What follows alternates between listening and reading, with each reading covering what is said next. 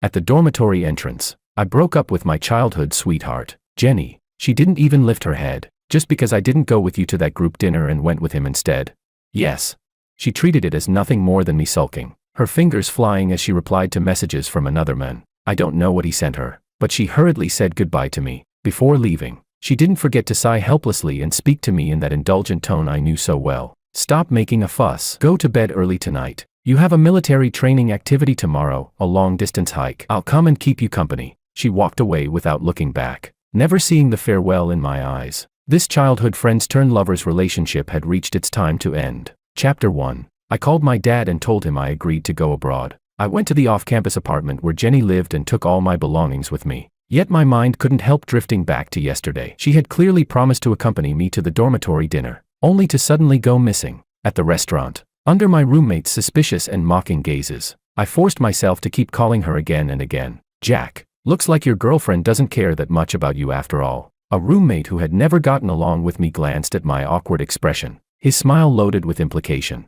Clenching my teeth, I said Jenny had an urgent matter to attend to. They burst out laughing, then pointed behind me, signaling for me to see for myself. I turned my head, and the scene before my eyes made my mind go completely blank. By the window, Jenny was sitting face to face with a boy. The boy carefully speared a piece of steak and fed it straight to her mouth. "Thank you so much for helping me, Senior," he said. "Otherwise, I really wouldn't know what to do." I was shaking with rage as I walked straight up to them. When Jenny saw me, her expression instantly softened. She took my hand and explained with a smile. "Thomas messed up today and got scolded badly by the instructor. He was feeling terrible, so I treated him to a meal to comfort him." After explaining, she coaxed me gently. "Babe, the dorm dinner isn't a one-time thing anyway. I'll go with you next time." Thomas, again. Thomas. Ever since she became the class assistant for our freshman year, this name had been mentioned by her countless times. Without me noticing, he went from that unbelievably dumb freshman boy to Thomas, the junior, and now simply the intimate Thomas.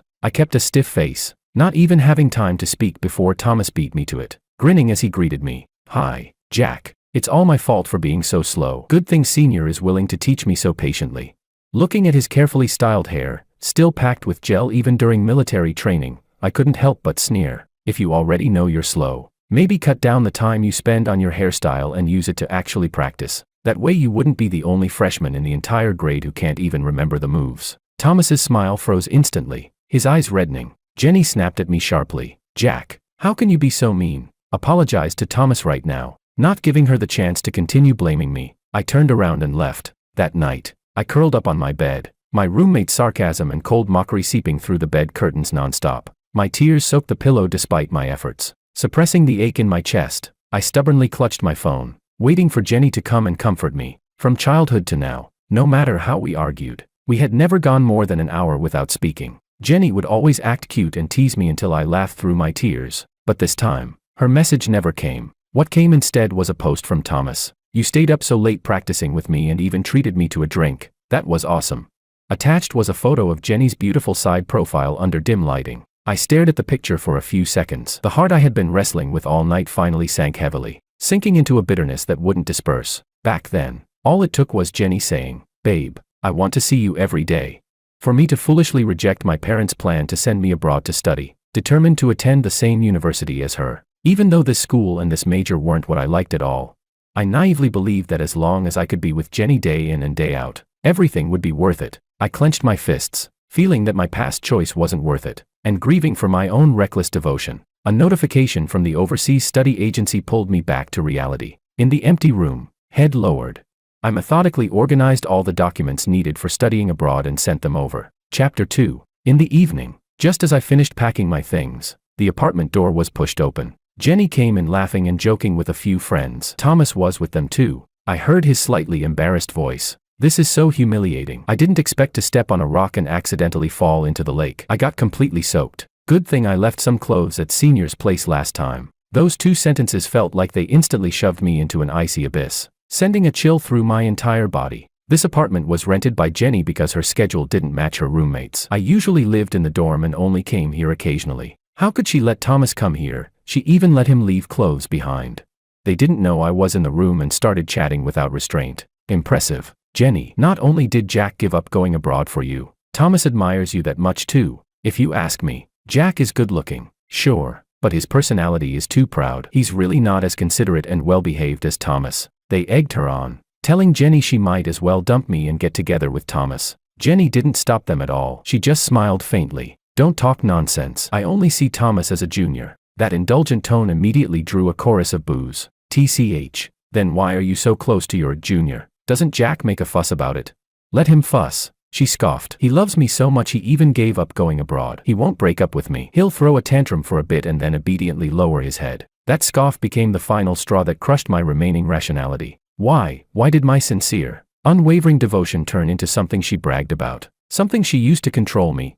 Amid their teasing about how she had men wrapped around her finger, I felt utterly humiliated, like a clown with reddened eyes. I rushed into the living room. The laughter stopped abruptly. I was just about to speak when I saw Thomas holding a ragdoll cat in his arms. My voice instantly carried an uncontrollable tremor. Who brought a cat in here? Take it out, now. I have asthma. Cat fur is a clear trigger. Jenny knew that too. Yet she still indulged Thomas and let him bring the cat over. Little Seven is a cat Thomas keeps in the dorm. The dorm supervisor has been checking more strictly lately, so I'm helping him take care of it for a while. Thomas smiled and stuffed the cat into my arms. Jack, do you want to hold it? It's really well behaved. The moment the long cat fur brushed against my cheek, my airway constricted violently, as if an invisible hand had clamped around my throat. Take it away. Like a fish stranded on shore, every breath I took came with searing pain. Driven by the instinct to survive, I used all my strength to shove forward. Thomas and the cat both fell to the ground, and I collapsed too, completely drained. How could you do that? Thomas put on a wronged expression. Aren't you just upset because Senior treated me to a meal? But Little Seven is innocent. His body trembled as Jenny's friends all spoke up for him. What's wrong with you as a boyfriend? Being petty is one thing, but bullying a classmate?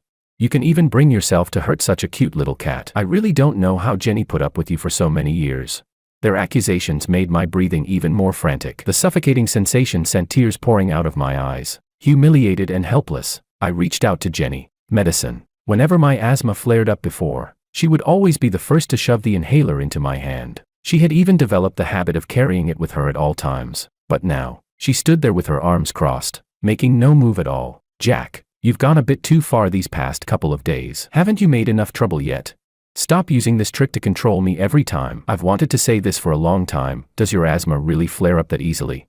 After saying that, she didn't even look at me. She gently comforted the crying Thomas instead and said she would take the cat to the pet hospital for a checkup. I wanted to beg her to stay, but all that came out was a ridiculous wheezing sound. I could only watch helplessly as she walked away step by step. The apartment fell silent, leaving only the sound of my labored breathing. Gradually, as the oxygen in my chest was nearly exhausted, my consciousness began to blur. At that moment, a soft, fair little hand extended an inhaler toward me. Chapter 3. After my symptoms eased, I staggered back to the dorm and fell asleep with my head buried in the pillow. I told myself to endure a little longer. Once I got an offer from an overseas university, I could leave this place behind. When I woke up, all freshmen were required to assemble and head into the mountains for a long-distance hiking drill. Just as we set off, Jenny, who was accompanying the group as a member of the student union, stopped me. Move, I said coldly. Staring at her, she acted as if she hadn't heard me, just like countless times before, deftly snatching my backpack away. How could I bear to see my baby suffer? She said, just travel light. Leave the heavy stuff to me. That indulgent tone made it seem as if the unpleasantness of the past 2 days had never existed. After speaking, she even casually pinched my cheek, her eyes and brows full of smiling affection. With a stiff face, I tried to grab the backpack back, but it was useless. In frustration, I shook her off and strode forward. She smugly hugged the pure black backpack, Southwest out of place with her image, and hurried up beside me. All right, I'm apologizing. Okay. Such a light, careless sentence, as if it were enough to erase all the pain and grievance I'd felt yesterday. Looking at her putting on that pitiful act, in the past I would have immediately cracked, pulled her into my arms, and made up with her. But now, all I felt was disgust. How could she so casually flirt with 2 men at the same time and handle it so effortlessly?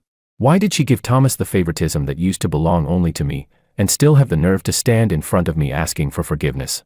We've already broken up. I won't forgive you. After saying this coldly, I quickened my pace and walked away. She didn't chase after me again. The mountain path grew steeper underfoot, and the hiking group slowly advanced toward the summit. Just as I gritted my teeth and prepared to charge up the steep slope ahead, I heard a cry of alarm. At some point, Thomas, who had been walking ahead of me, suddenly slipped. His body tipped backward, and he fell straight toward me. Instinctively, I reached out to steady him, But Thomas took advantage of the moment and grabbed the corner of my clothes. Before I could react, I lost my balance too. The two of us crashed to the ground together. My palms instantly scraped bloody. Baby, are you okay? What happened? Jenny rushed over to me at once, looking at my bleeding palms with distress. Senior, it hurts so much. Thomas's weak cry beside us drew her attention. He clutched his ankle, eyes red, looking pitifully at Jenny, then quickly glanced at me, as if accusing me of something. Yet he said nothing, just silently endured it with tears in his eyes. Jenny immediately turned to me with blame, her voice laced with anger.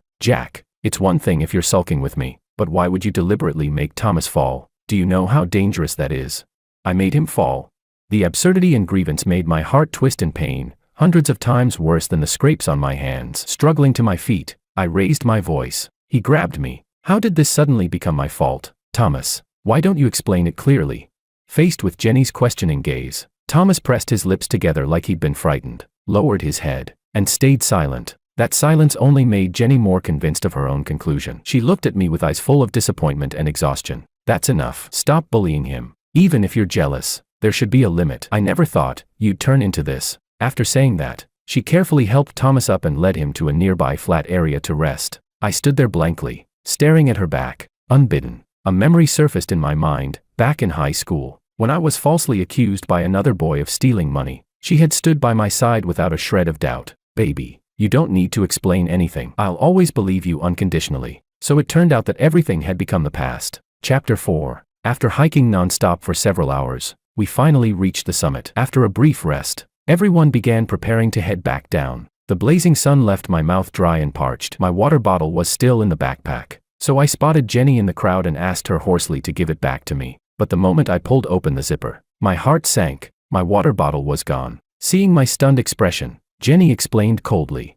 Thomas finished all his water, so I gave him yours. Just consider it an apology for making him fall. She paused for a moment, then softened her tone anyway. All right, he's not seriously hurt. I'm not blaming you anymore. Just don't do it again. I'll have him return the bottle to you now. Under the shade of a tree not far away, Thomas was holding my water bottle, taking small sips. So annoying. Climbing a mountain got my sneakers all dirty, he muttered, then casually poured most of the remaining water over his mud-stained shoes with a splash. What are you doing? I rushed over furiously to grab it. He yelped and let go. The bottle fell into the mud, completely empty. Fire practically shot from my eyes as I yelled at him.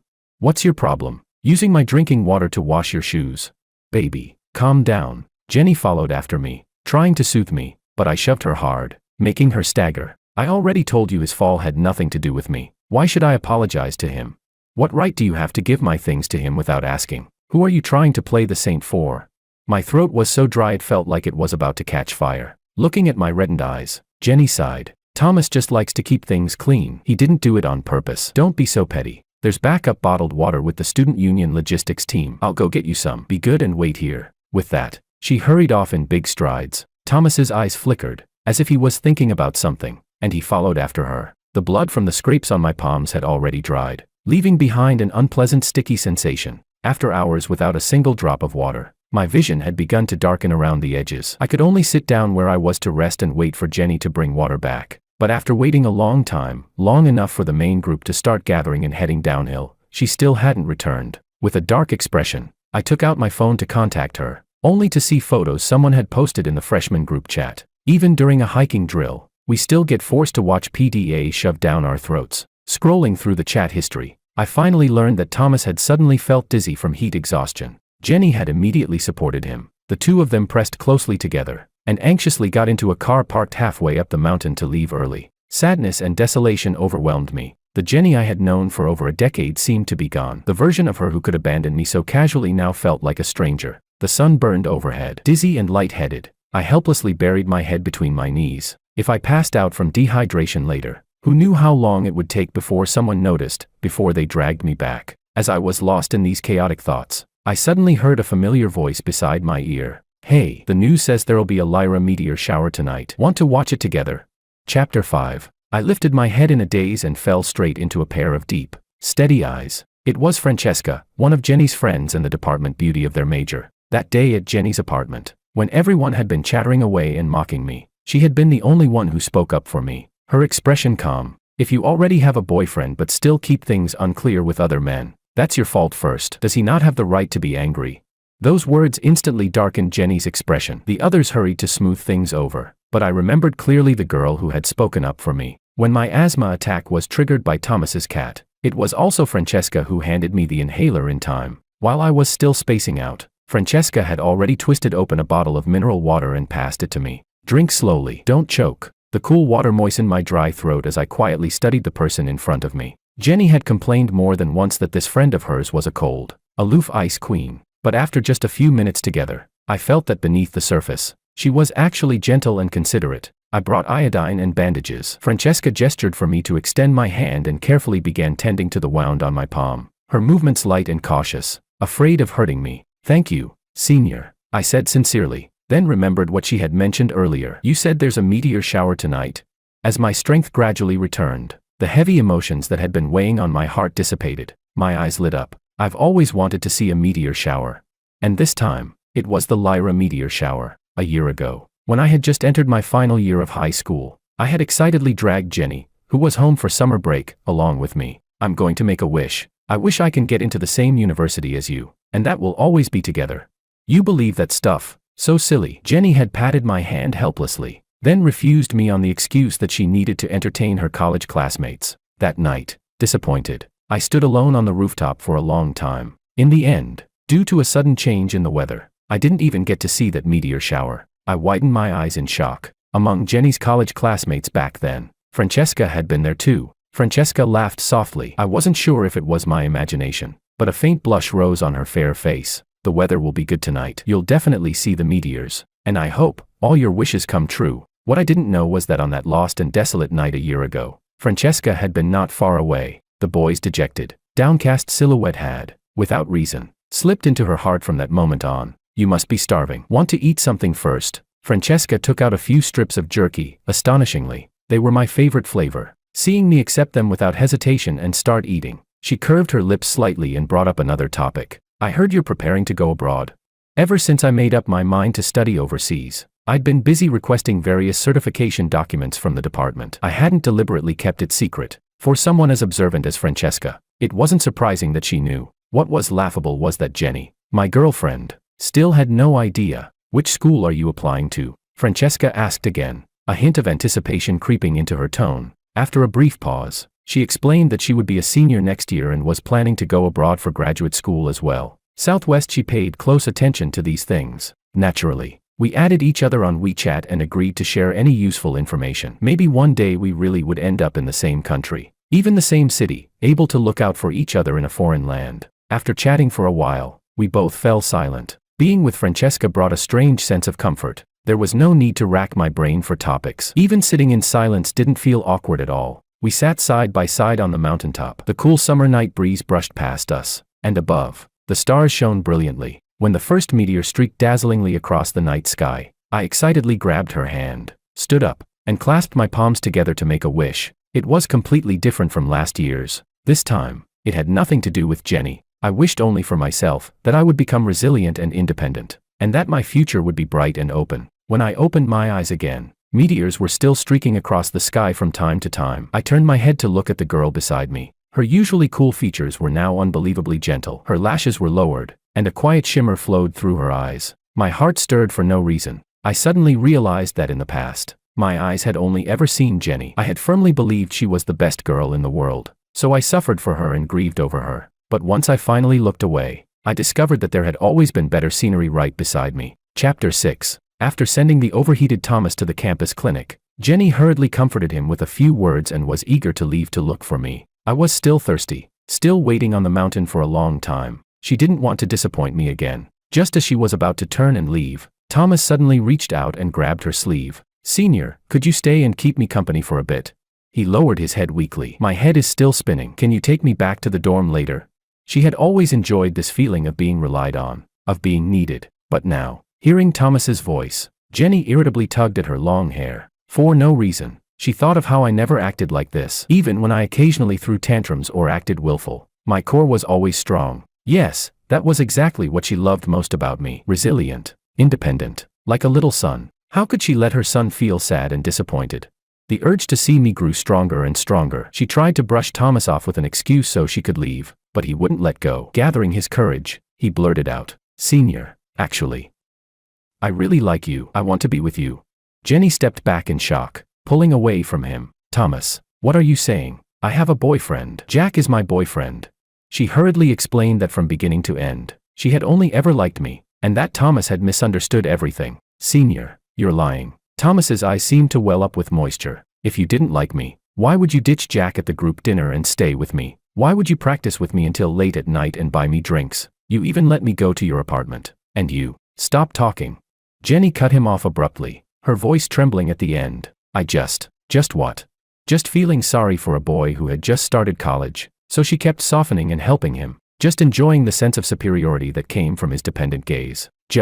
But wasn't Jack also a freshman new to everything? He had come to this university for her, yet she had never truly cared about him, and now, he was still alone on the mountain, waiting for her to go back. Thomas's words struck Jenny like a heavy blow, jolting her awake. Only then did she realize how far she had crossed the line during this time. What happened before was my fault for making you misunderstand. From now on, don't come looking for me again. I'll also ask the counselor to replace me as class assistant. Jenny firmly brushed his hand away, dropped those words, and quickly left. She ignored Thomas's attempts to stop her. She had to find me immediately and sincerely apologize. It was fine. After all, I loved her so much, loved her enough to change the course of my life for her, to give up studying abroad. She was confident she could coax me back. Jenny reassured herself this way, feeling a bit more certain. She had just reached the school gate when she ran into the student union member responsible for checking attendance for the hiking drill. She took the sign-out sheet and glanced at it. My name was already written there, but it was clearly not my handwriting.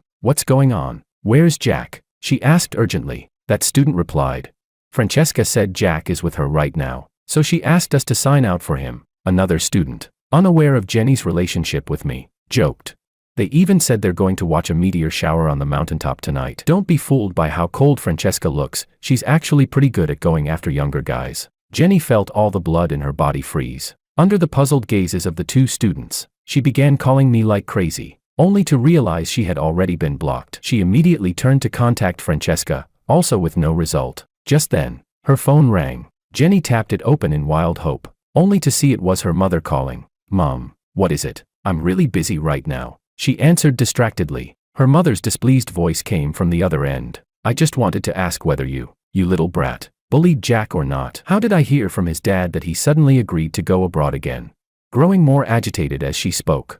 I'm warning you, Jack is someone we watched grow up too. Your dad and I absolutely won't allow you to. Her mother continued talking nonstop, but Jenny could no longer hear a word. All that echoed in her mind was that sentence. He suddenly agreed to go abroad again. The hand holding her phone fell limply to her side. Chapter 7. I slept very well. Early the next morning, just as I walked out of the dorm building, I saw Jenny standing there, her eyes bloodshot. Baby, I'm sorry. Is your hand feeling better? Let me change the dressing for you.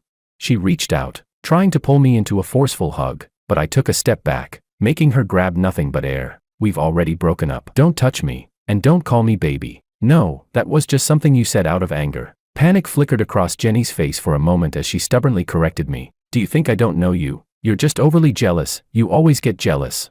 It's my fault. From now on I'll definitely keep my distance from other guys. I won't make you sad again. She was completely immersed in her own narrative, not listening to a single word I said. Disgusted, I tried to walk around her. She grabbed my wrist tightly. Why are you ignoring me? And why were you with Francesca last night? Why did Mom say you agreed to go abroad again? How could you make such a big decision without discussing it with me? Her reddened eyes locked onto the neatly bandaged gauze on my hand, her expression changing abruptly. The barrage of questions almost made me laugh in anger. She actually had the nerve to interrogate me like this. Jenny, I'm single now. I don't need to report anything to you. Before I could finish, Francesca appeared behind me and coolly brushed Jenny's hand aside. Sorry, excuse us. Then she stuffed the breakfast she'd brought straight into my hands. Jenny, Jack has already made himself very clear. He wants to break up with you. She waved her phone screen at Jenny. As a friend, I'd advise you to deal with your own mess first and stop clinging to him. It turned out that late last night, someone had exposed Thomas on the campus forum for repeatedly and deliberately inserting himself into other people's relationships back in high school. His reputation there had already been ruined long ago. No one expected him to pull the same tricks after entering college. As soon as the post went up, someone recognized him. Hey, isn't this the freshman who got heatstroke during the hiking drill and was helped into a car by a senior on the spot? The comment section exploded. Yeah, I saw them too, they were practically glued together. I even low-key shipped them back then. Who would have thought? Classmate, shipping everything will only ruin your brain. I know the girl who helped him, she clearly has a boyfriend. So this is what they mean by, flies only swarm cracked eggs. Plenty of freshmen from the military training jumped in to defend me. Speaking of that, during the mountain hike, that guy Thomas slipped on his own and even grabbed Jack, dragging him down with him. I was right next to them. He didn't get hurt at all and just kept playing the victim, making it look like Jack caused the fall. Jenny's pupils shrank sharply as she read through the comments. So she really had misunderstood me without even bothering to find out the truth. One comment after another. More and more evidence was pieced together. The confrontation at the restaurant after I caught Jenny and Thomas eating together. Thomas's not-so-subtle bragging posts. All of it was dumped into the thread. Thomas was labeled a male homewrecker, and Jenny was branded a cheating woman. Both of them became completely notorious on campus. Jenny's face turned pale. That's not how it is.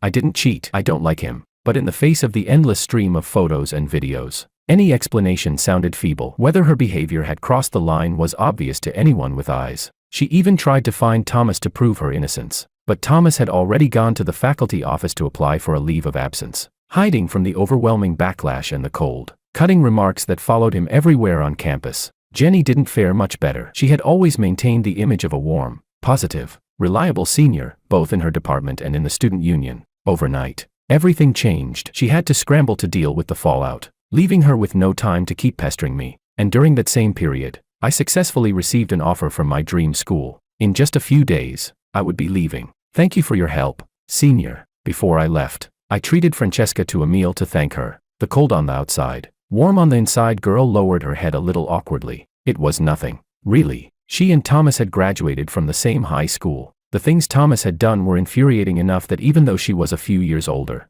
all it took was asking around among juniors she knew to learn the truth. Jack, you're truly outstanding. Francesca's eyes shone like stars as she looked at me, filled with admiration and encouragement. I wasn't some clueless boy new to love. After spending these days together, how could I not understand her feelings? Unlike Jenny, who wanted to bind me to her side even if it held back my future, Francesca only supported me in choosing the path I truly wanted, even if it meant an ocean between us, because she would work hard to walk toward me on her own. So, can you give me 1 year? Her eyes were full of hope. We looked at each other and smiled. All right, I said softly. I'll wait for you. Chapter 8. On the day I left the country, Francesca had an important competition to attend and didn't come to see me off. That was just fine. Both she and I had our own pace to follow. Jenny, however, skipped class and rushed to the airport, stopping me just before boarding. Baby, no. Jack. Her eyes were full of pleading. Can you not go?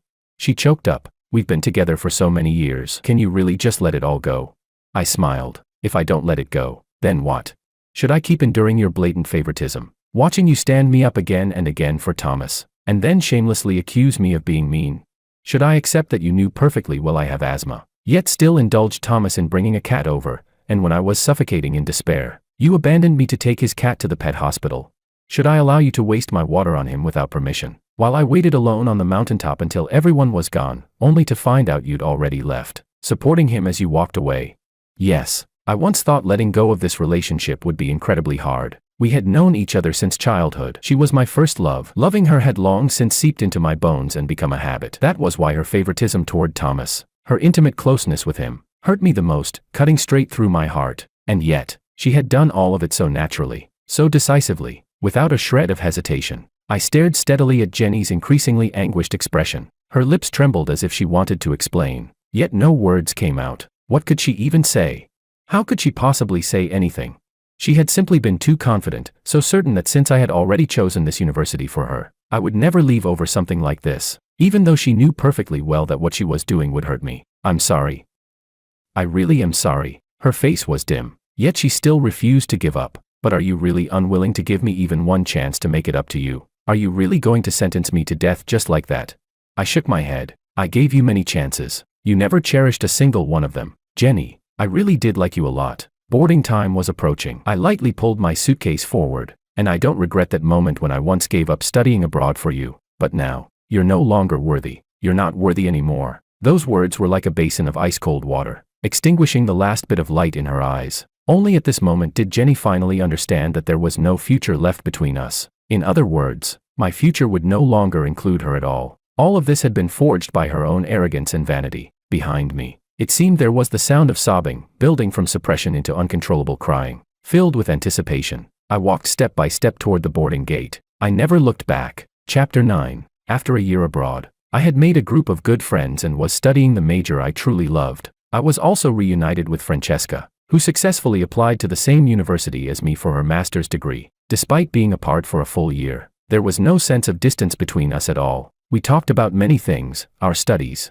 our lives, and the future, and it was through her that I learned what had happened to Jenny and Thomas. Thomas, who had taken a leave of absence and stayed at home, showed no remorse at all. Instead, he seduced a wealthy married woman. On the very first day after he returned to school, the enraged wife stormed in and caused such a scene that it went straight to the university president. The incident also exploded online, severely damaging the school's public image. The final outcome awaiting him was expulsion. As for Jenny, after I left, she drifted through her days in a daze. She quit the student union and lost all motivation to study. She stayed holed up in her small apartment, numbing herself with cigarettes and alcohol, sleeping by day and awake by night. Skipping classes became routine. By the end of the semester, what she received in return were failing grades across almost every subject, and an academic warning letter sent directly to her home, cautioning that if this continued, she would very likely be delayed in graduating. Jenny's parents were furious when they learned the truth, yet they couldn't persuade their dispirited daughter no matter what they tried. All they could do was watch helplessly as she continued to sink. She didn't write her graduation thesis,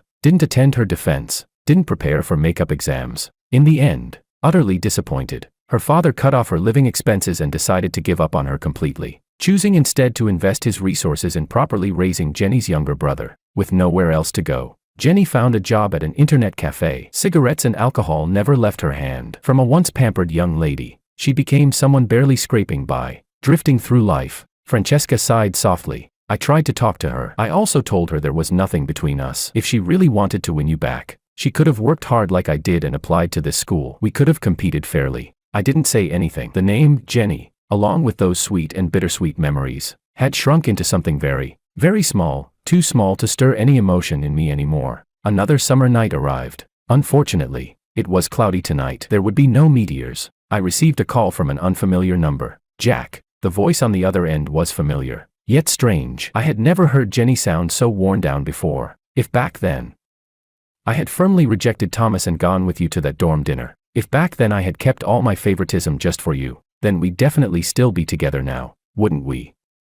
I would have seriously prepared for job applications, found a good job, and we would have had a happy little home. I coldly cut off her self-deceiving fantasy. There is no if. Jenny, you ended up like this because you chose to ruin yourself. It has nothing to do with me. There was no response from the other end for a long time. I didn't need one anyway. After hanging up, I continued walking forward. At the intersection ahead, a figure stood waiting for me, holding a bouquet of flowers. Jack. Under the thick night sky, Francesca's eyes shone brilliantly. I could clearly see my own reflection in her pupils. Can I be your girlfriend?